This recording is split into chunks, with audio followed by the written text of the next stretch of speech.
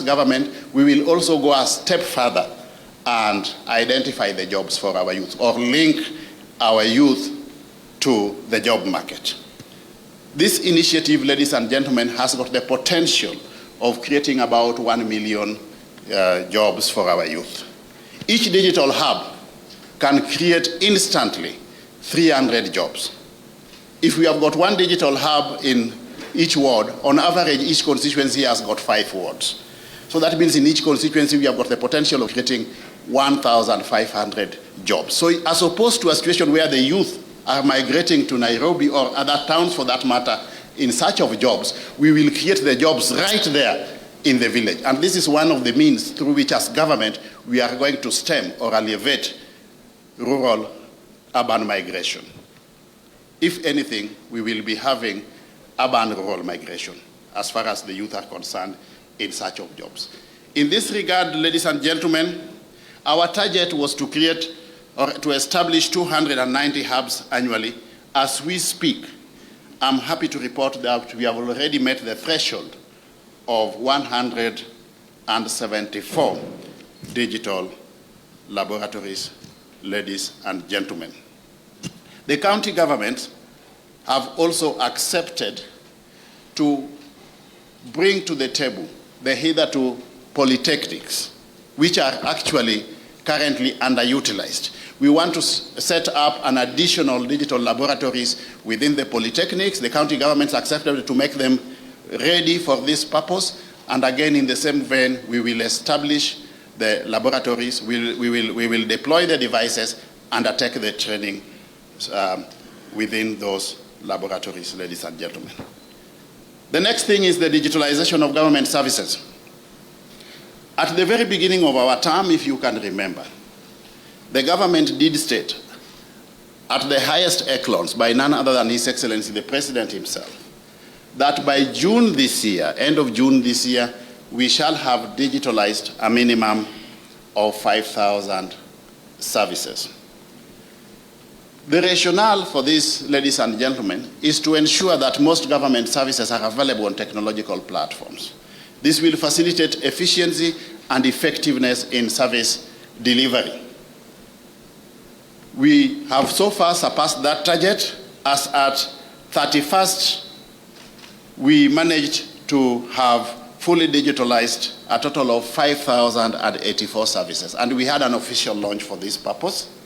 But we have gone a step further and also identified a total of 9,362 services, government services, that can possibly be digitalized. Our proposition, ladies and gentlemen, is that by the end of the year, all the government services shall have been digitalized. As we speak, over and above the 5,084, which we are digitalized as end of June, we have partially digitalized another 2,550. As we speak, there's fundamental work in progress in finalization of the digitalization of those additional 2,500. So for purposes of clarity, let me give you the comfort that the target of fully digitalizing government services by the end of the year is realistic and achievable. If anything, we will attain it. When we took over government, and by extension the e-citizen platform, we only had a meager 350 services aboard the e-citizen platform, ladies and gentlemen. So this is a major milestone for government. And in terms of prioritization, I'm also happy to report that we have targeted in the initial stages those sectors of the Kenyan economy that are very, very critical for service delivery from government. So we have targeted the Ministry of Health in line with our universal health coverage agenda. We have targeted the Ministry of Lands, more so the lands registry, so that we unlock the potential of what has been clogged in there. The Kenya Revenue Authority. Now, leveraging on this technology, we'll be able to bring in more people into the tax bracket. And we are perhaps able to collect the same level of revenue, tax revenue, at the current fiscal rates of fiscal, without tweaking the fiscal policies. Then transport, e-transport is another area of focus. Education, we want to go the route of e-learning. We no longer need the four walls of a classroom in the era of today to pursue education. That's another area of focus. Then border control, then citizen services, issues to do with passport. And then, of course, the cabinet. We have already also achieved fundamental results in that regard. Allow me now to go to the area of digital skills and correspondingly digital jobs, because the two are like Siamese twins. Again, as a ministry, ladies and gentlemen, we have embarked on two major programs: the Ajira program, which has been ongoing, and the Jitume program, which we have newly introduced. We have managed, through stakeholder alliances and partnerships, ladies and gentlemen, to secure a donation of 23,000 digital devices for deployment for purposes of digital skilling. And our intention in this regard, ladies and gentlemen, is to utilize these devices to have a critical mass of Kenyans acquire optimal levels of ICT skills and also empower our youth for jobs. We have gone ahead, ladies and gentlemen, to deploy these devices in 77 TVETs, a total of 6,700 devices in 77 TVETs, 4 universities, which have received 400 units each, 21 schools, which have received 100 virtual desktops each, and we have been doing this up to and including yesterday, but one. We have gone ahead and deployed 100 virtual desktops in 8 ministries, departments, integral ministries, departments, and agencies.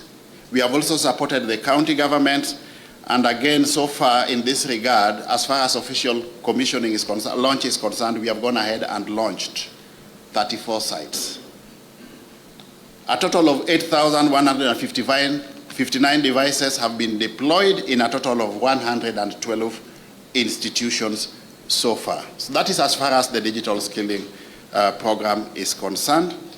And we have managed, through this process, ladies and gentlemen, to create, as we speak, a total of 109 digital jobs. Concurrently, we have managed to train a total of 336,000 youth on digital jobs, courtesy of the Ajira program and the Jitume program. In the same vein, we are at advanced stage of operationalization of KAIST, the Kenya Advanced Institute of Science and Technology, which is going to be a special purpose vehicle for purposes of digital skilling, ladies and gentlemen. We have also managed to operationalize the Kenya National Open University, which is going to be a virtual university, the first of its kind in this country. And I'm happy again to report that tomorrow but one, the Kenya National Open University will be officially commissioned by none other than His Excellency, the President himself. And this university, ladies and gentlemen, will be domiciled at our Konza Technopolis. The other issue or area of focus is digital entrepreneurship.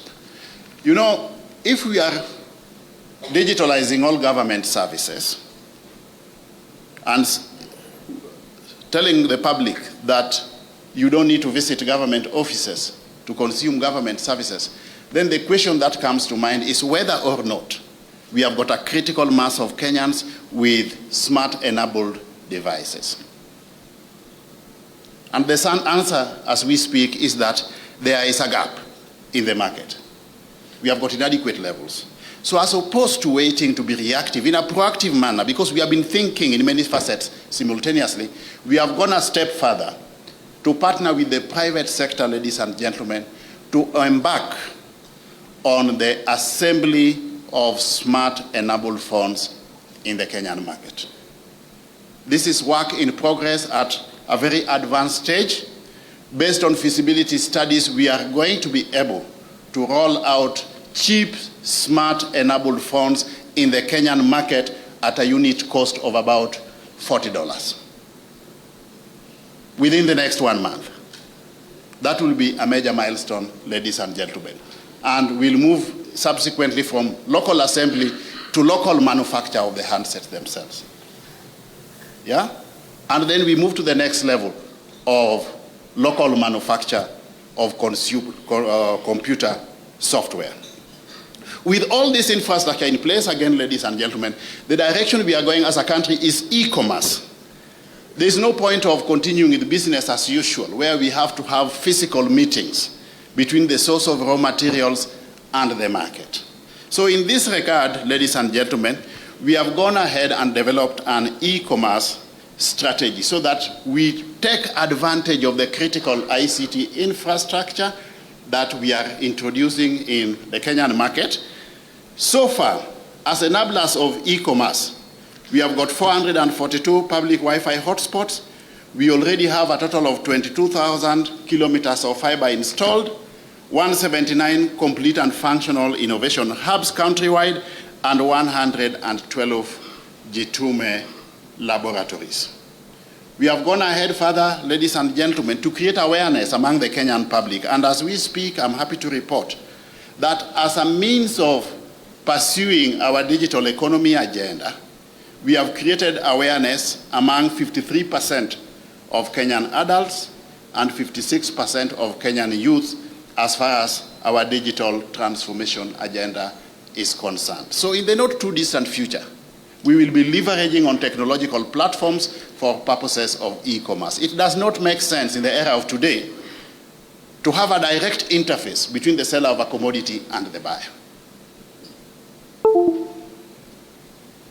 The other issue that we need to discuss is whether or not there is still rationale for Kenyans to physically visit government offices with the amount of technological infrastructure and digital skilling program that we have in place.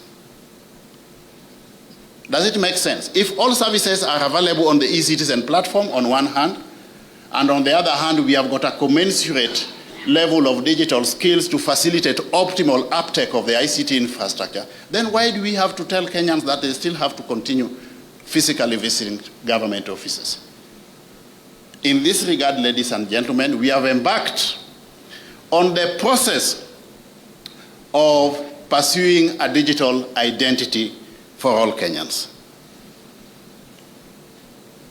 When we talk about digital identity, people start thinking about the Huduma Namba. And I want to clarify that the digital identity we are talking about is not the same thing as the Huduma Namba, both in terms of objective and context. The Huduma Namba was meant to facilitate the development of an electronic population database. What we are saying today is that we need a virtual means through which government can confirm that you are whom you claim to be.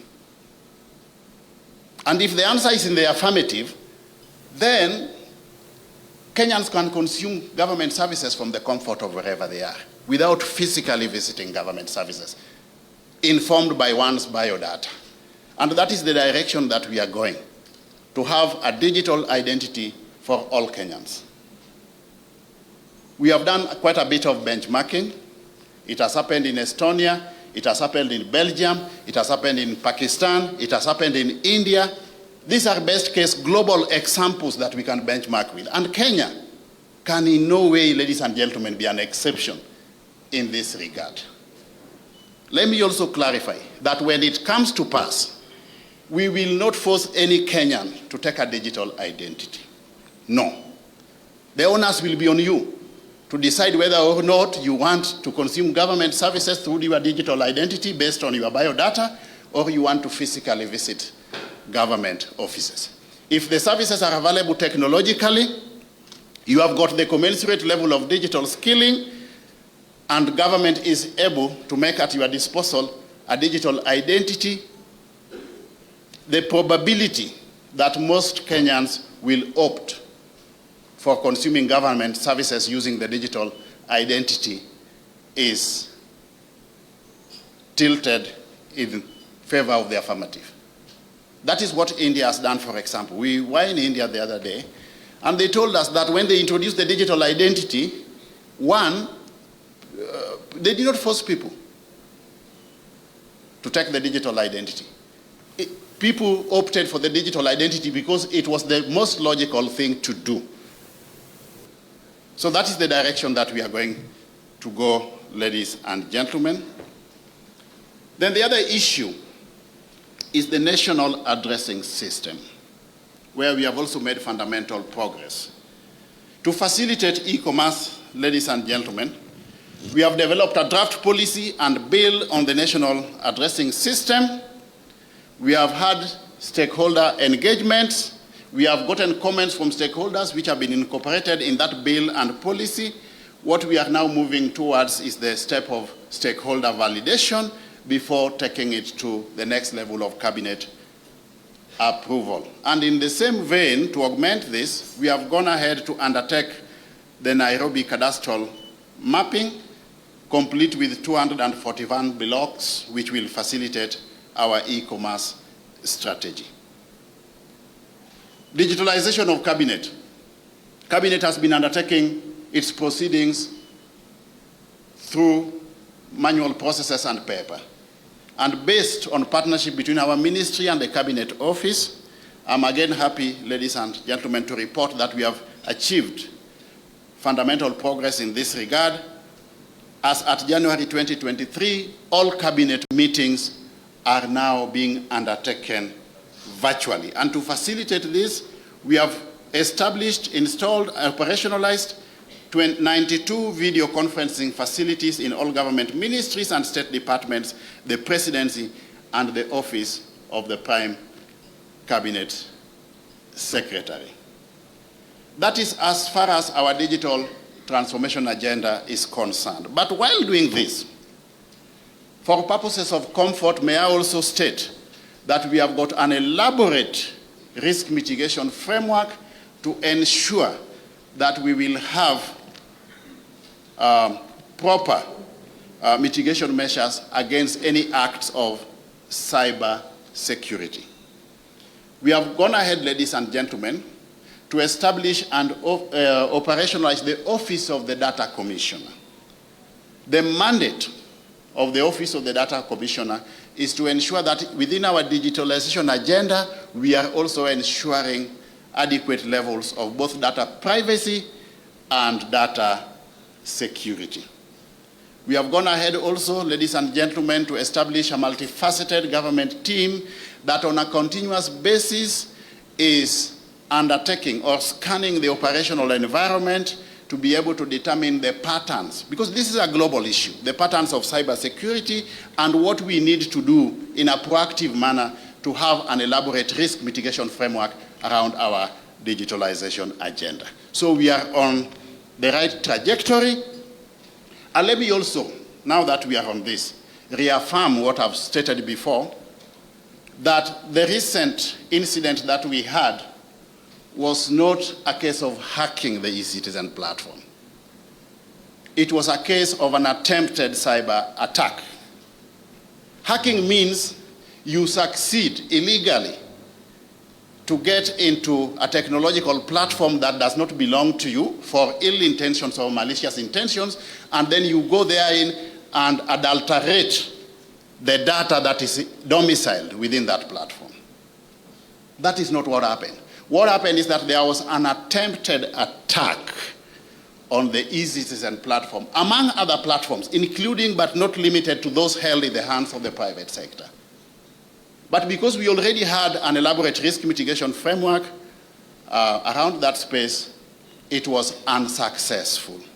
So I want to assure Kenyans that the data that is held by government on their behalf is secure.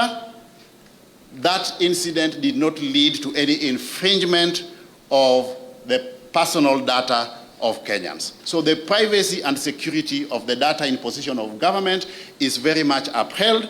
And apart from ensuring that we address that challenge, that incident, which we have fully addressed, we have now reverted back to optimal capacity utilization levels as far as the services on the eCitizen platform is concerned. We have gone ahead to ensure that moving forward, we have got an elaborate risk mitigation framework around our digitalization agenda. So we are going the full hog. We are going to pursue this to a logical conclusion, ladies and gentlemen. The other issue that comes to mind is how we are going to fund all these programs. I'm happy to report that we have managed to secure two integral components of funding, one from the World Bank, a threshold of $570 million US, yeah, courtesy of the Kenya Digital Economy Acceleration Program. We have also managed to negotiate and have secured, for purposes of facilitating universal access to connectivity, an additional 5 billion shillings from the Universal Service Fund to support our digital superhighway agenda on one hand and the digitalization of government services ambit on the other. That is as far as our ICT and digital economy component is concerned, ladies and gentlemen. On the side of the broadcasting and telecommunication mandate of the ministry, we have embarked on the process of revitalizing the operations of the Kenya Broadcasting Corporation. We are upgrading the infrastructure. We have been having a challenge of decaying infrastructure. We have embarked on the process of reviewing the content and re-engineering the business model of the Kenya Broadcasting Corporation. And in this regard, ladies and gentlemen, may I report that modernization of our TV center is ongoing to improve both sound and signal quality. That has been put to tender already at a cost of 170 million shillings. The information is available with the public portal. We have managed to also tender for the purchase of an outside broadcasting van at a cost of 120 million shillings for purposes of transparency. Let me also state the figure. We have also tendered for the purchase of the radio OB van. That is work in progress. We have embarked on negotiations with the Spanish government, ladies and gentlemen, with a view to getting direct foreign capital inflow injection to facilitate the upgrade of our infrastructure, the KBC infrastructure, ladies and gentlemen. We have embarked on the process of migration from medium wave to FM, and in this regard, we have already installed FM transmitters at Marsabit, Lodwar, Webuye, Migori, Kapenguria, Bomet, Malindi, Nyambene, and Nyeri. We have also managed to increase FM radio coverage through the installation of an additional 20 additional transmitters, ladies and gentlemen. The first batch of 10 transmitters have already been procured and is arriving in the country in September 2023. As far as the content and business model of KBC is concerned, again, we are focusing on partnerships and alliances. We have managed to secure sponsorship deals with regard to the World Rugby Championships and also coverage of the Kenyan Premier League by way of free-to-air rights. These have been successfully negotiated by the Kenya Broadcasting Corporation. So what I'm saying in short, ladies and gentlemen, that we are determined to revitalize the operations of the Kenya Broadcasting Corporation so that this legacy broadcasting entity can punch at its rightful weight in the marketplace. Moving to Postal Corporation of Kenya, this is another area of focus. We are very clear that the only way to revitalize the operations of Kenya, Postal Corporation of Kenya is to go the direction of e-commerce. And in this regard, ladies and gentlemen, we have embarked on an ambitious program of diversification of revenue streams for the Postal Corporation of Kenya, which have so far generated substantial amounts of money as a means of not just re-engineering the operations of that entity, but to inform the turnaround strategy for this giant corporation. So Posta, as we speak today, has managed to secure working relationship with immigration. We are doing one-stop service from order to passport to tracking last mile delivery of passports. We have also embarked on the process of ensuring that within the eCitizen portal, will have postal addresses and codes embedded therein to facilitate digitalization of postal records and digitalization of postal services. We have scaled up the services with other ministries, departments, and agencies. As we speak, we have managed to secure a 600 million logistics service arrangement with the IEBC. We have also managed to secure new contracts through our EMS, Expedited Mail Services, which has enabled us to increase the revenue threshold from 600 million in the last financial year to 900 million in the current year. And we have also embarked on last mile delivery of medical supplies and facilities, ladies and gentlemen. And one aspect of this is the delivery of mosquito nets in collaboration with KEMSA, which is going to give us also an expected amount of 295 million shillings. So what we are saying in short, ladies and gentlemen, is that the direction we are going is to ensure that Posta pursues e-commerce. And we want to position Posta as the organization of choice in this regard. There has also been the issue of how Kenyans communicate with government. How do we leverage on technology to facilitate efficiency and effectiveness in interaction between members of the public and government? In this regard, ladies and gentlemen, again, proactively, consciously, and deliberately, we have decided to establish a national contact center. The National Contact Center will be a point from which citizens interact with the government across various channels. We are soon going to come up with a unique number which Kenyans can use to facilitate 24/7 and 365 days in a year availability to support citizens in seeking interaction with the government, including but not limited also to filing complaints with government and facilitating reception of those complaints with the relevant government agencies and ensuring that the feedback loop gets to the common citizen within the shortest time possible. And the piloting of this is already undergoing. The next thing is digitalization, digital signatures. If we have got services on technological platforms, we have commensurate level of skills, we have got the digital identity. We don't want a situation where government operations and services will be stalled through unnecessary bureaucracy because officers are not available in their offices or staff have to physically visit government offices to consume government services, ladies and gentlemen. Therefore, we have embarked on the process of operationalizing digital signatures across all facets of government. All that we intend to do, whether it is on the ICT and digital economy side or on the broadcasting and telecommunication side, ladies and gentlemen, must be anchored on an enabling policy, legal, and regulatory framework.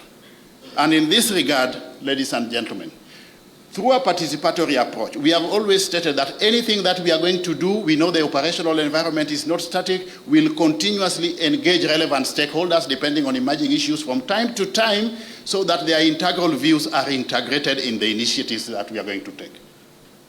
And with a view to ensuring that what we are doing is anchored on a sound legal and policy frameworks, we have been having consultations with various stakeholder segments, relevant stakeholder segments, and we have embarked on major policy initiatives as follows.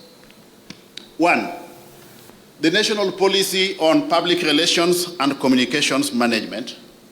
Ladies and gentlemen, the purpose of this policy is to professionalize information sharing between institutions and organizations and the public, to create a statutory self-regulatory mechanism through which this sector can regulate itself. And in this regard, we have developed the policy, we have submitted to Cabinet, is now waiting Cabinet approval in the not too distant future. The other policy is the National Addressing System, which I had alluded to earlier for purposes of facilitating e-commerce. Again, we have undertaken stakeholder engagement In this regard, validation has been done. We are now progressing this to the next stage of cabinet approval. The other policies, the National ICT Policy Guidelines 2020, we have presented this to cabinet, and an integral component of this policy, ladies and gentlemen, is to amend or remove the 30% equity participation rule required for licensing of ICT service providers. We had got a requirement in the ICT policy guidelines that any investor in the ICT sector had to acquire a 30% local component before getting into the Kenyan market.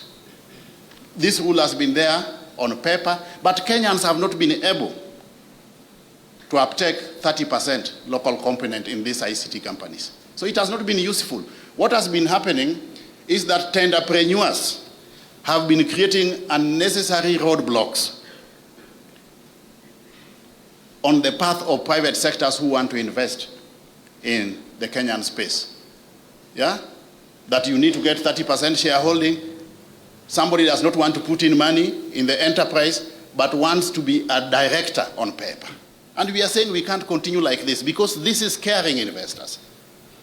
The only leeway that we had was for those entities every year now to apply to the cabinet secretary to grant a waiver. We cannot continue like that, ladies and gentlemen, and I'm saying that no single individual in the name of a cabinet secretary, starting with myself, should have that discretionary power to decide whether or not a foreign investment company is going to continue operating in Kenya. We must anchor that in law, and in this regard, we have decided to waive that 30% requirement. Foreign companies can now invest in ICT sector without that roadblock. This has been approved by cabinet, and we are now progressing for gazettement. The other issue is the access to information policy, ladies and gentlemen, and the objective here is to create a basis for implementation or operationalization of the Access to Information Act. This is before cabinet waiting approval, which I believe will be done in the not too distant future.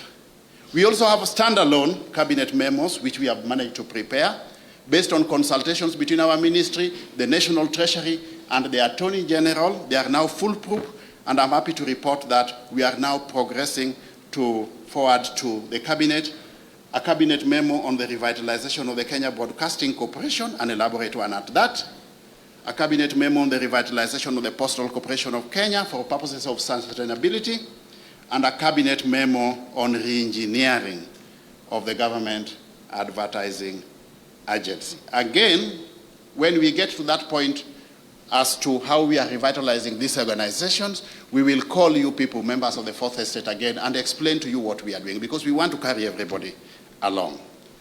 We are also progressing with the Public Relations and Communication Management Bill, whose intention is to establish a legal framework to regulate the manner in which professionals conduct their practice. This is awaiting cabinet approval.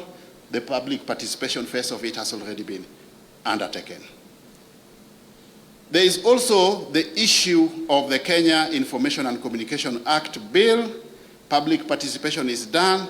The bill is being refined for purposes of onward transmission to cabinet. The ICTA bill. ICTA has been operating on the basis of a legal mandate. We are saying we need to, considering the fundamental mandate of ICTA, we want to anchor ICTA on a strong legal foundation. In fact, for purposes of clarity, even most of the digital infrastructure agenda that we are rolling out as a government is being undertaken by ICTA. So we want to anchor ICTA on a strong legal foundation, and therefore that is what has informed that bill. The bill is currently in the early stages of drafting, and we will be making progress in that regard.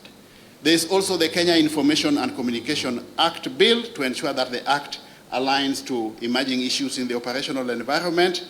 That bill has been formulated. The stakeholder engagement has been finalized. We are moving to the next stage.